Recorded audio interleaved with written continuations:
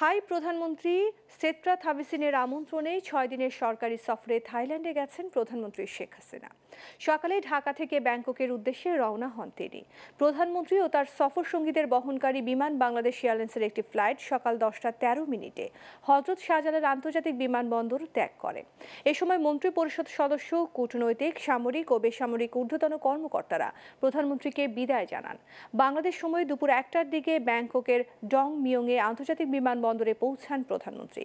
সেখানে তাকে লাল গালিচার সংবর্ধনা দেওয়া হয়। জানা যায়, প্রধানমন্ত্রীর এই সফরে বাংলাদেশ ও থাইল্যান্ড সরকারি পাসপোর্টধারীদের ভিসা অব্যাহতি, জ্বালানি সহযোগিতার বিষয়ে একটি সমঝোতা স্মারক ও সম্পর্ক সম্প্রসারণে পর্যটন খাতে সহযোগিতা এবং শুল্ক সংক্রান্ত পারস্পরিক সহযোগিতার বিষয়ে আরও 2টি সমঝোতা স্মারক সই হতে পারে।